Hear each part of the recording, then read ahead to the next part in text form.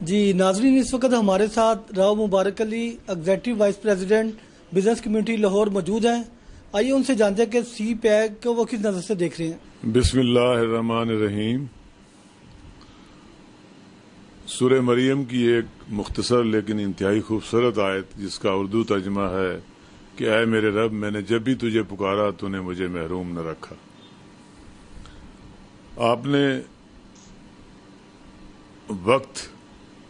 کی اہمیت کا احساس کرتے ہوئے بڑا ویلڈ کوشچن کیا ہے۔ میں سمجھتا ہوں کہ آج کے دن یہ سی پیک جو ہے پوری دنیا کی نظر میں اس وقت جو ہے اہمیت کا حامل ہے، اور رب کعبہ اس سی پیک کو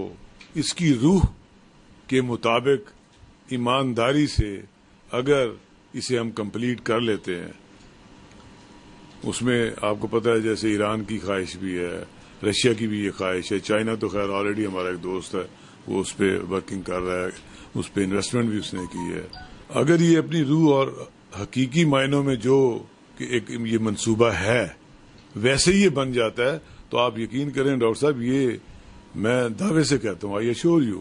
کہ دنیا کا 80% کیش فلو جو ہے یہاں سے ہوگا، اور پاکستان کی ہاں اور نہ میں دنیا کے فیصلے ہوں گے۔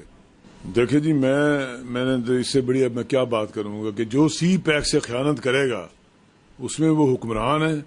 اس میں وہ اپوزیشن ہے، عمران خان ہے، زرداری ہے، یا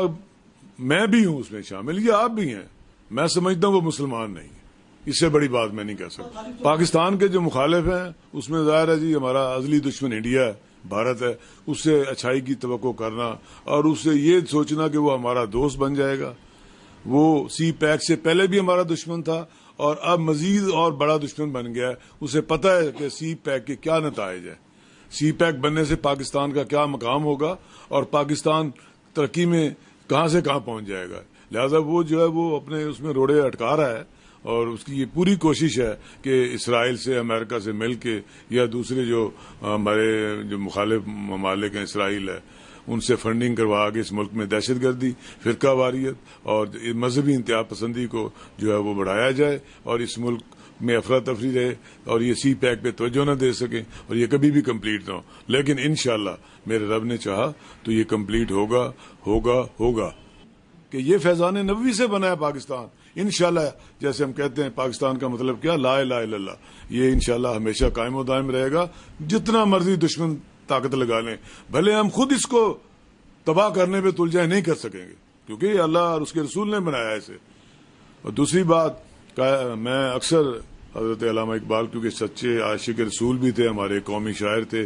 بلکہ میں تو وہ لوگ تو انہیں شاعر مشرق کہتے ہیں، میں کہتا ہوں وہ شاعر مشرق اور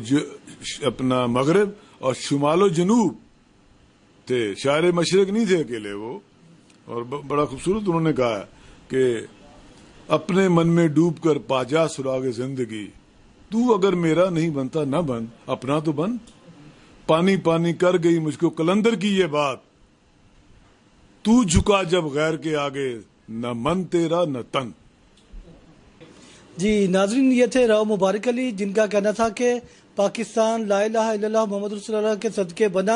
اور یہ رہتی دنیا تک قائم رہے گا، اور سی پیک کا منصوبہ انشاءاللہ کامیاب ہوگا اور پاکستان میں ترقی و خوشحالی کا ایک نیا دور شروع ہوگا۔ کیمرہ مین عبداللہ سلطانی کے ہمراہ ڈاکٹر شاہد اسحاق لال، نظام ٹی وی لاہور۔